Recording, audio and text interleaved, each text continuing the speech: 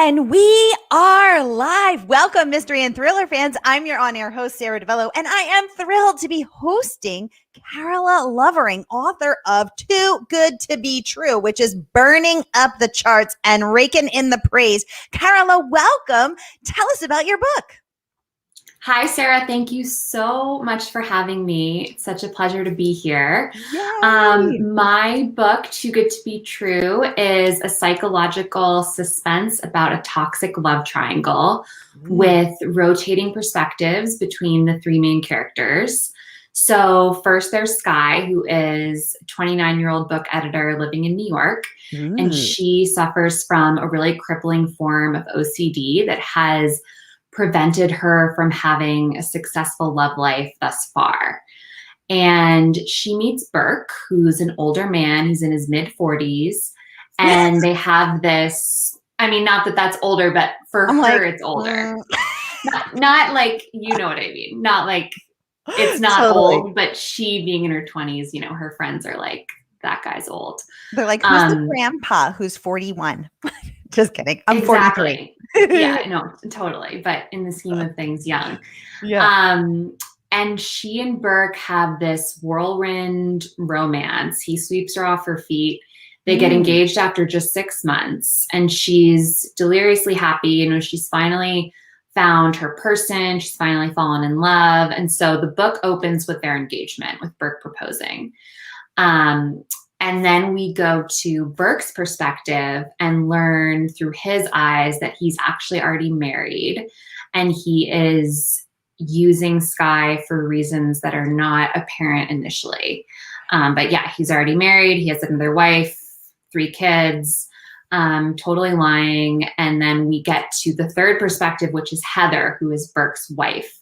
And through Heather's eyes, we learn kind of the backstory of Burke and Heather's relationship, which started in the late 1980s when they were high school sweethearts. And Heather's perspective works its way up from that time period through she and Burke's marriage, their whole relationship up to the present, and, you know, fills in a lot of the answers and kind of intersects with the other 2 perspectives in the present day timeline. And that is kind of the premise without giving too much away. It's a really twisty book, so I don't want to say too much and spoil anything. Ooh, well, we can't wait to get into every delicious detail. But first, I just want to welcome everyone who is watching on YouTube, watching on Facebook. Welcome, everybody. If you love thrillers, you're in the right place, because we are going to pry out all of the secrets about this dishy book. So if you've been here before, you know the drill. And if you're new, welcome. We're so happy to have you. Here's the drill. Every Tuesday, I give you 2 authors, and you get to ask them anything about their writing process, about their book, about the twisty plots, about this 3-sided story of one love story, 2 marriages, and 3 perspectives. We need to know more. So go ahead and get your questions going in the comments, and I'll get them right over to Carola. So I want to welcome everyone. Welcome, Leslie. Hey, Leslie, good to have you back. Welcome, Christina, Bookstagrammer extraordinaire. She says she loves all of your books. Thanks so much for joining us and being here. Let us know what questions you have wherever you are joining us from. We're so excited to have you here. Now, Carola, you have earned, I want to say, some incredible praise for the book. So let's dive into that and talk about how you did this. So this book has been featured in Betches. Any Betches fans? Me, as one of the books that you gotta read this spring. Also in Goodreads. You earned a starred review from both Kirkus and Booklist. Kirkus raving that Lovering, a master of manipulation to rival her own characters, does a skillful job of gradually unspooling her intricate tapestry of psychological intrigue while deftly juggling her multiple narratives. Let's start there. How did you weave this tangled tale? Give us the behind the scenes secrets. Yeah, so it really started with the big central twist that happens in the book. I don't want to say where, I don't want to spoil it, but if you've read the book, you know what I'm talking about. Like that big moment where you think you know what's happening, and then the book just sort of like the perspective that you have kind of flips on its head. And so that twist came to me first before anything, before the characters, before the relationships, before the rest of the plot. I thought of this twist, and I thought that it would be a really great twist in a book that I would want to read. And so that was kind of the origin for Too Good to Be True. And I started thinking about like what story could fit in around that twist to make that twist feasible. So the rest of Too Good to Be True kind of built in around that central twist that I thought of first. Oh, interesting. So you thought of the big twist first. That's so cool to know. So thank you for sharing that. Yeah. The questions are already starting to come in. Annissa is giving us hearts up saying hello. Hey, Annissa, top community member there. Christina would like to know, what kind of shift was it from this book to this book from your previous ones, and what direction are you going in the future? Ooh, good question, Christina. Give us the skinny. Great question, Christina. Hi. It was definitely a big shift. And that's a great question because, so to backtrack a little bit, with Tell Me Lies, my first book, that's a book that I feel like is sort of a mishmash of different genres. Like it's a coming of age story, but it's also a little bit of, I've heard it being called a romance or a toxic romance. It also has this element of psychological suspense and a thriller element to it.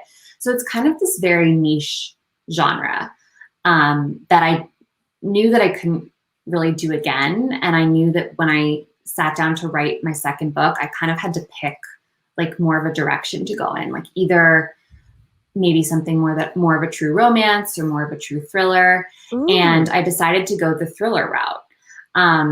And so that's why Too Good to Be True is more of a true thriller, because I loved adding that suspense element to Tell Me Lies, which actually came later on. Tell Me Lies was originally just a coming of age story about this unhealthy relationship.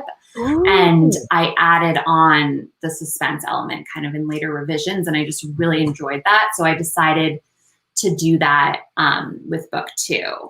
And so it was definitely a shift in that sense. And it was also a shift in that, and I've heard other authors say this, and I think that other writers can probably relate, but I think that oftentimes your debut novel is the book that you have in you all along, and the one that kind of falls out of you. And that was my process. It was very, I don't want to say easy, but it felt effortless at times to write Tell Me Lies, because I just had the book in me for so many years, and it was a story I wanted to tell, and it was more personal to me, more cathartic. And Too Good to Be True does not come from as personal a place as Tell Me Lies. And so it felt like more work, like more creative work, like more creative drumming up, if that makes sense. So yeah, it was harder, but just as rewarding, if not more rewarding. And I think in the future, I think that I will stick in this genre. At least for now, I really enjoy writing stories that have this like psychological element to them. And that are, I don't know. I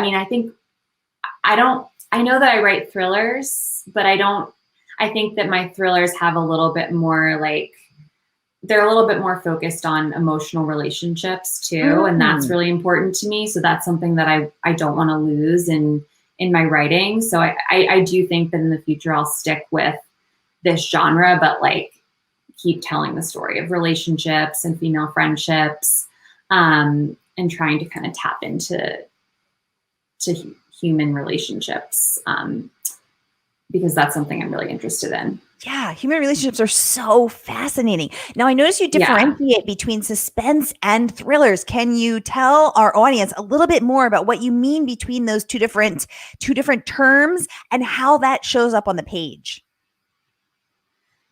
Yeah, I mean, that's a great question. And it's something I'm still trying to figure out. I think that, you know, you can create suspense really in any book. It doesn't, something doesn't need to be a thriller in order to be suspenseful. But I think a thriller, at least in my opinion, is something where like the way that it's plotted, it's plotted in a certain way so that like it's just really like it's supposed to create a thrill. Like it's supposed to really throw you for a loop, and you're supposed to go into it kind of blindly and not know what's going to happen. Mm-hmm. And that's what I think of when I open a thriller to read. I kind of start a thriller thinking, you know, I have no idea what's going to happen. Like this book could totally like blow my mind. And I think any book, be it a romance, be it a coming of age story, be it something more literary, can have suspense in the way that it's written, if that makes sense. That makes so much sense. Thank you for that answer, because we talk about that a lot here on the show. How to create suspense. What is it? What's the difference between a thriller and a mystery, between a thriller and suspense? So all of it, nerding out about all the things. Yeah, it's so complicated, I think. I mean, it's really, I mean, genre is so interesting because, yes, I mean, some people call my book, like I found my book in a mystery section of a bookstore, and I'm like, is it a mystery? Not really. But I think that it's hard to pin books as one specific genre. I think a lot of times they kind of overlap and fall into different categories. Totally.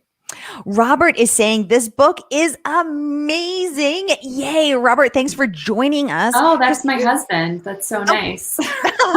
Hey, listen, high praise when your spouse, even your spouse thinks it's good. Again, Goodreads, one of the 36 most anticipated mysteries and thrillers of the year. And Goodreads can be kind of a treacherous landscape. So high praise from over there.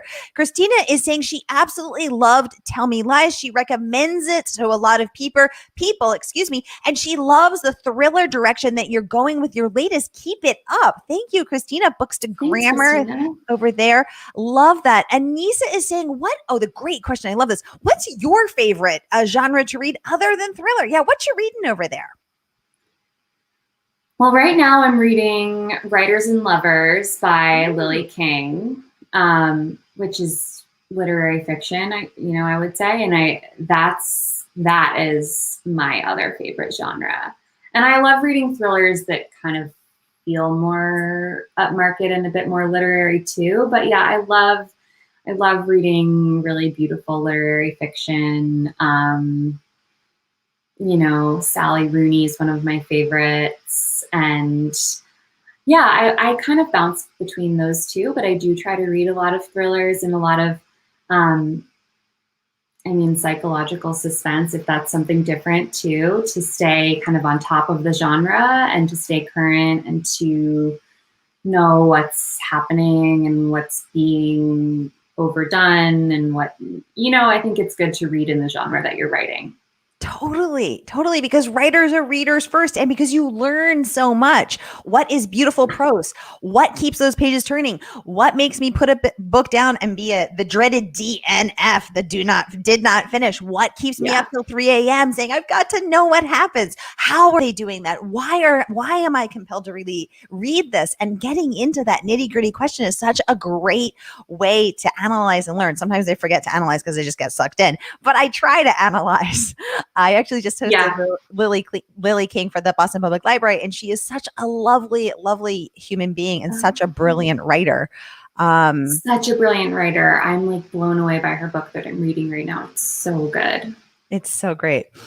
Christina is also saying that Tell Me Lies was such a strong, emotional, girls-esque book. Again, getting into what you were saying about, the intricacies of female friendship, of human relationship, all of these tangled and fascinating. We're getting hearts up from Facebook. Thanks, guys.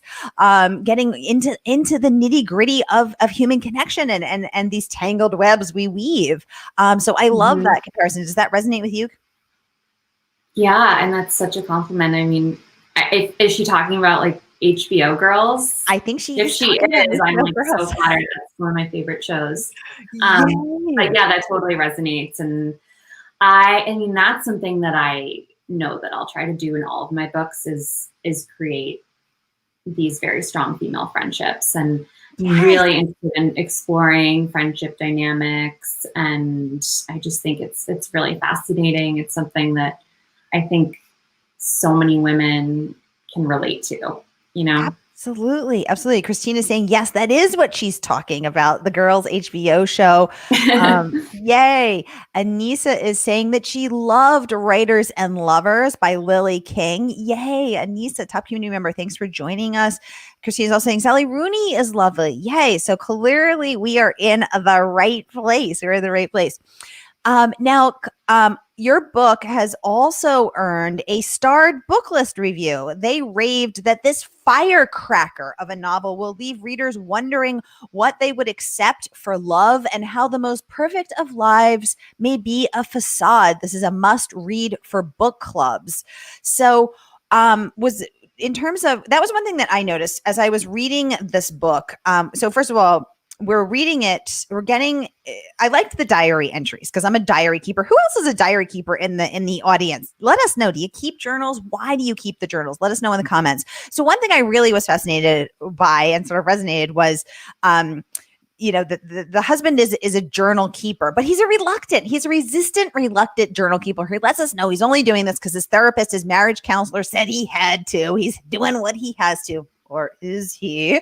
And so I really liked that element of it. Just want to let you know, Carola, your screen is flickering. So if we lose you, just log back on, but hopefully we won't lose you. So I really liked that element that you wove in there of this journal keeper, and that again echoing this idea that you're looking at of there are many sides to a truth, there are many sides to a marriage, and that no marriage is perfect, and what would you accept, knowing that it's not perfect, what would you accept? Tell us a little more about that. Yeah, I mean, I think that a big takeaway in the book, and something that I tried to really examine is this kind of hope for love, because Skye is someone who has had such an unsuccessful love life, and she really, she has this debilitating form of OCD that causes her to really question her self-worth. And so I wanted readers to kind of come away from this book feeling hopeful about love and feeling like they're worthy of love. But yeah, I mean, I think that it's such a difficult question. What would you accept for love? And I wanted to really show that love is not black and white.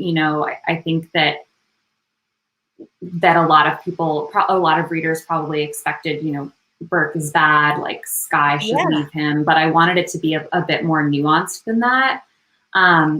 With Heather too, I wanted all the characters to kind of feel really three-dimensional, and like you can really understand when you're reading why they're doing these things that are not good, that are bad. I wanted readers to be able to kind of empathize with even the bad parts of each character, and I think that that's what I was going for. But yeah, I think that it's not, it's a tough question. What do we accept for love? Because it's just something that I think everyone learns is not black and white. Totally. Absolutely. And one thing I thought was really interesting about this book is that I think we all have this idea. A lot of us are black and white thinkers. Anyone else? Me. I'm trying to get more gray, but it's hard. We have this idea of this is bad and this is good, or this is, a good marriage, or this is a good person, or whatever. And of course, the whole time I was thinking Burke is bad, but then there's a big wallop at the end, and it's not the ending you're expecting. That's all I'm going to say. Or it wasn't the ending I was expecting. That's what I'll say, because some people can see things coming in. I never get it. I'm like, what? I know. Yeah. I'm constantly surprised. So who I put it out to the audience. Who here is a journal keeper? I've kept journals since I was 8 years old. I have all of them, and I have a pact with my college roommate that she actually is also a journal keeper. And she told me to burn them if she dies. So Really? that's my mission. I've got to, if anything happens to her, I've got to get to Philadelphia and burn those journals before anyone reads them. That's so funny. Margaret from YouTube is saying she keeps a planner and a journal and so many notebooks. Margaret, tell us more. A planner, a journal, and so many notebooks. And unlike Burke, you're probably not a reluctant journal keeper, I'm guessing. My fellow author, Margaret Pinard, joining us from YouTube. I love that. Leslie's saying that she keeps a bullet journal. Very cool. And is that just to organize your day, Leslie, or do you share your deep, dark secrets like Brooke does? Let us know on the page how you use that. Oh, Margaret has a question from YouTube. She said, to get 3D characters, do you go in layers like a painter, or do you try to form them fully at the start? Ooh, artful question there, Margaret. See what I did? Carola, give us the skinny. Yes, artful question. I love that metaphor. I definitely go through layers. I think, in every aspect of the book, but certainly the characters, it's, at least for me, it would seem impossible to get them fully formed at the start.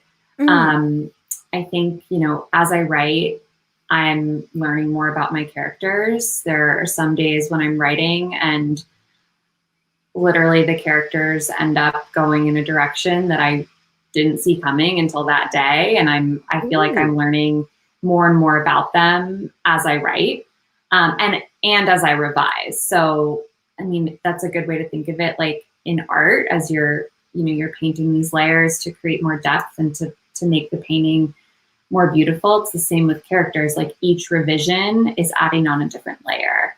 And I think like as I revise and as I edit, the characters become more and more developed. And that's also what an amazing editor does too, because an editor, like I have an amazing relationship with my editor, and she can look at my manuscript, at my work, and say like, this is a character where you need to like build up her backstory, or you need to deepen this relationship, or dial up this person's work life. And they're just, for me, it's such a collaboration with my editor too, kind of getting the characters to feel more fully formed. Because I think one of the worst things, at least when I'm reading, it's really disappointing to read about characters who kind of fall flat. And so I work at that layer by layer. But yeah, it's a process. And would you say that the backstory, just for people like me who really need it explained, is the backstory part of that layer? Is that what creates a three-dimensional character, is knowing that Heather had that tough childhood, is knowing that, I don't want to say too much, but is that what you're talking about? Or yes. Okay. Absolutely. That's totally part of it. Because sometimes, and I'm thinking about the book that I'm working on right now, just because I'm in the middle of it, but sometimes like I'll write a character and then I'll realize after the first draft that I'm trying to make them sympathetic, but I didn't really explain their backstory. And so like with Heather, if you didn't know her backstory and the way that she grew up and the parents that she had or didn't have, you wouldn't be able to sympathize with her the same way. Ooh, interesting. So that's absolutely what I mean. Okay, cool. I love that. Margaret from YouTube is saying that I will be the Cassandra to my roommate's Jane Austen. Yes, I will drive to Philadelphia and I live in Boston. I will zoom down there within the speed limit or maybe a little above, and I will burn those journals for her. I might read them first, but I'll burn them. I don't blame you. Yeah, exactly. Margaret's also saying that her revisions are so messy. She can't even count how many I do because they're all partial runs and collapses. LOL. But we get the layers eventually. Margaret, how many you think? 100 more? Carola, how about you? How many revisions were there on this book? Oh man, it's hard to say. There were probably like 3 big revisions, you know, 3 like really big hauls where I rewrote parts of the book and that were really extensive. I would probably guess that there were 3. And then after that, there were a handful of smaller revisions, of lighter revisions, probably 4 or 5. And then at the end, you always have revisions that are just copy edits and kind of going through the copy editor's comments and making sure that everything's laid out correctly. So all in all, I would think like 10. Okay. But I could be wrong. And how long did it take you to do that? Start soup to nuts, start to finish, A to Z. How long did it take you to write this book? Okay, so it took me a year to write a draft. And then it took me like another year and change to revise. So soup to nuts, I think like 2.5 years.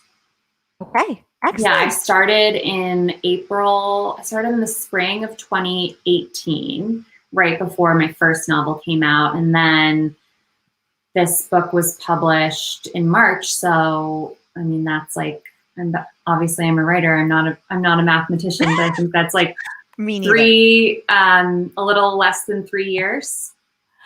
Perfect. I love that. Which actually leads us right into our next question. How has the pandemic, because that was pre-pandemic back in the days of yore, right? That we can all barely remember. How has the pandemic impacted your writing and what gets your creative juices flowing? Ooh, Christina, I love that question. Carola, tell us, give us the inside scoop. Yeah, that's a great question. Well, so it's hard for me to answer this question without also saying that I had a baby during the pandemic. So those 2 things kind of go hand in hand for me, because having a baby at home now really has changed my writing and impacted my writing. I will say, like, before my son was born, which was the first 6 months of the pandemic, I had a lot more time, you know, with everything canceled. Right. Like all social plans out the window, I had a lot more time to be home and be at my desk and focus. And so that was a big silver lining of the pandemic. And then my son was born in August. And so since then, that has, you know, having a baby in the pandemic has really changed my writing schedule in that I just have a lot less free time now, and I have to be really productive with the time that I have in a way that, you know, I didn't before. Before I had a baby, like I could have those days where I wasn't feeling super motivated and I wasn't feeling like the muse was there, and I could just like go for a walk or read a book and come back to my desk the next day. But now, because I have so much less free time, I'm kind of forced to be really productive with the time that I have. And so I write every day as much as I can while my son is napping, and we have childcare for him like half the week, which is we're incredibly fortunate to have that. And so, you know, when I do have time in my office, I just try to be really, really productive. And I've kind of learned that even on days when I'm not feeling inspired, I kind of have no choice but to get the work done. Right. And so, yeah, I have this quote actually that I'm looking at. It's taped to my computer monitor, and it's an Ann Tyler quote that I love. And it says, "If I waited till I felt like writing, I'd never write at all." And I don't feel that way. I mean, I love writing, but I think that it's a really important reminder for me on hard writing days and days when you're feeling tired and unmotivated, and when the creative juices just aren't really flowing. It's like, this is my job, and everybody has a job, and like your job isn't always going to be, you're not always going to be feeling like super inspired. And sometimes you just have to kind of like force the words out. You can always go back and polish it later. I love that. And can you read it to us one more time so we can just really absorb it? Because I actually hadn't heard that quote before. Yes. Okay, I'll read it again. If I waited till I felt like writing, I'd never write at all. Oh, Ann Tyler. I like that. I really like that. If I waited until I felt like writing, I'd never write at all. Oh, I absolutely love that. Who can relate? Let us know in the comments. Okay, I just want to make sure I'm not missing anybody's comments here, anybody's questions. I'm scrolling through. Margaret is saying 43 revisions is her lucky number. The secret to the universe. Wink, Margaret. That's hilarious. I love it. I don't. I've honestly lost track of how many. I'm probably embarrassingly over 100 or something. Oh, Gail, welcome. Good to see you. Margaret saying, find your why and stick to it. She loves that. Liv Constantine, one of our authors here, said that raved about your book, saying it is a cat and mouse thriller with masterful twists, will leave you guessing until the very last page. Amazing praise there from Liv Constantine. Do you have a favorite bit of praise or a favorite review you've gotten? I loved the one. I mean, I love them all, and I'm like so honored by all of them. And Liv Constantine is such an amazing author, or two authors. But I loved the one that you read at the beginning when I think it was Kirkus. Yes. Yeah, I think it's Kirkus that says I'm like a master manipulator to rival my own characters. I kind of like love that one. Absolutely. And especially because, I mean, the New York Times famously called Kirkus reliably cantankerous and curmudgeonly. So their praise don't come cheap. I mean, so to get that kind of rave is extra, extra amazing. Carola, yeah, I was happy about that one. You're also a journalist. You're a contributor to the Yoga Journal. So I made you a yoga book talk, which I posted all over social media. Do you have a yoga practice yourself? Oh. Do you practice yoga? I do, and I haven't written for, I do. And I haven't written for Yoga Journal in a while, but I used to teach yoga for a long time. I taught for about a decade, and I stopped about a year and a half ago, but I do have a yoga practice. Yoga is something that's been very important in my life and very important to my creative process. And now, you know, I think maybe people can relate to this, but my yoga practice has definitely been impacted by the pandemic. Yes. I just find it so much more difficult to concentrate at home with a home practice. I feel like I feed off the energy of being in a studio, of being around other practitioners. So I feel like my yoga practice has kind of like fallen by the wayside a bit this year, but it's something that I still try to do as often as I can. And yeah, it's just something that's been really important to my life and really helpful with my writing in terms of clearing my mind and being present and kind of drowning out the noise, drowning out the doubts and the chatter, and just focusing on what's in front of you. But yes, yoga is a big part of my life and has been for many years. Yay. And I see our fellow author and fellow yogi, Dawn Tripp, is watching with us. Hey, Dawn, good to have you here. We're so honored to have you. And I totally relate. I know, Dawn, you have a really strong yoga practice as well. And as do I. So I've been practicing for 21 years and teaching for 12. And it's very different to teach on Zoom. I'm still, I'm still doing it, but it's totally different. So somehow my students are telling me they're still feeling that connection and that energetic connection, but it's so different as both a student and as a teacher to have that Zoom screen. Oh, thanks for the hearts up on Facebook, you guys. I should take your classes. I need to get back into it. Yeah, I should. Yeah, absolutely. Absolutely. Anytime I teach on Sunday mornings, Okay. Sunday morning sanctuary. Oh, Margaret on YouTube is saying she loved my yoga book talk video. She's laughing. She said, unputdownable. Oh, Margaret, you're so sweet. I'm 30 years too old for TikTok, but Granny is over here doing it with all the tweens. And I'm actually really having fun. So I thought I was the only, yoga teacher by day, mystery writer by night, fighting that Zen, but also thriller struggle. But there's so many of us out here, Lisa Unger and Saul Lelchuk, and so many of us feed off that yoga and love us some mystery thriller action. So I love hearing that. Christina saying she definitely wants to take them too, wanting to get back into yoga as well. Oh, Christina, come to my class anytime. Absolutely. Margaret saying, interesting that home alone, we find it harder to center in stillness, counterintuitive, right?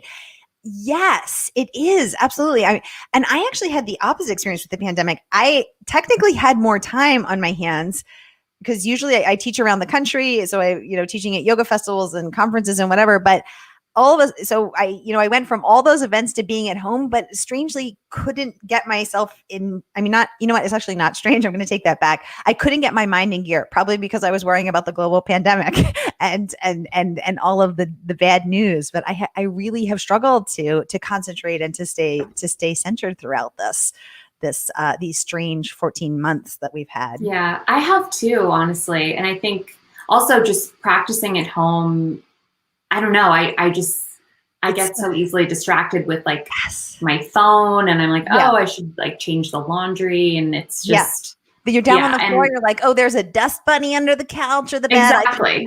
You're in shavasana, but you're dusting with your arm or your foot. Yep. You're like, my floor is messy. Exactly.